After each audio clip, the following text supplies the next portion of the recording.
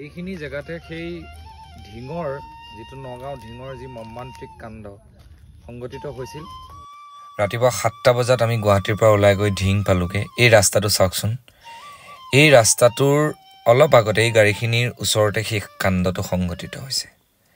সেইকেইটাই আমাৰ ভনীজনীক এইখিনিতে অপকৰ্ম কৰিছে। কিমান নিষ্ঠুৰ হ'ব লাগিব সিহঁতবোৰ। সিহঁতৰ সমাজখনে সিহঁতক কেতিয়া শুধৰণি কৰিব সেই প্ৰশ্নটো প্ৰথম আৰু উত্তৰ পাম।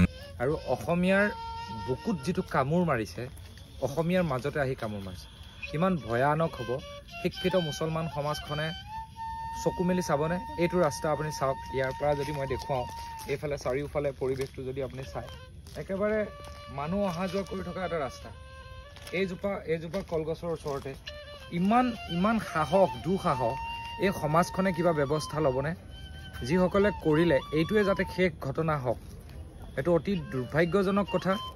এনেকুৱা এটা ৰাস্তাত চাৰিওফালে মানুহ অহা যোৱা কৰি থকা কিমান সাহস কৰিব লাগিব। আৰু অলপ দিনৰ পিছত যে ইহঁতবিলাকে ঘৰত সোমাই এনেকুৱা নকৰিব কি মানে আছে? মই শিক্ষিত মুছলমানসকলক কৈছোঁ, আপোনালোকে এওঁলোকক বহিষ্কাৰ কৰক। এওঁলোকৰ পৰিয়ালবৰ্গ, এওঁলোকৰ ঘৰ, এওঁলোকক বহিষ্কাৰ কৰাৰ সিদ্ধান্ত লওক, নহ'লে এনেকুৱা ঘটনা আকৌ হৈ থাকিব।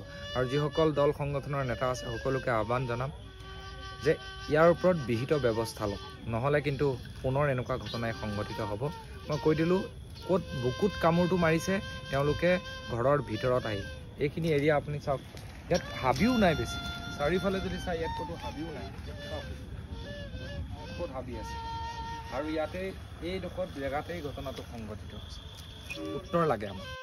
কেন্দ্ৰীয় নদী আৰু নাৰী জাগ্ৰত শক্তিৰ এয়া ববিতা ৰাওৱে যিমান পাৰিছে সিমানেই চেষ্টা কৰিছে যে এই কথাবিলাক ৰাইজৰ মাজলৈ যায়। ববিতা বাইদেউ, কৰবী বাইদেউ, মাধৱী বাইদেউ আৰু অম্বিয়াক লৈ আমি ৰাতিপুৱাই তাত উপস্থিত হৈছিলোঁ। এনেকৈ মানুহবোৰ বহি আছিল। স্প্ৰে চুৰ, বহুত কিবা কিবি তাতে। এয়া মাটি দখল, এয়া ঢিং টাউনৰ মাজত। চাই লওক, জাতীয় সংগঠনবিলাকে চাওক ঢিঙত থকা, চাই লওক।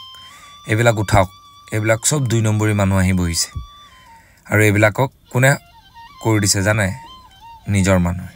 আৰু এইখিনি ঠাইতে সেই ঘটনাটো চাওক, কিমান মুখ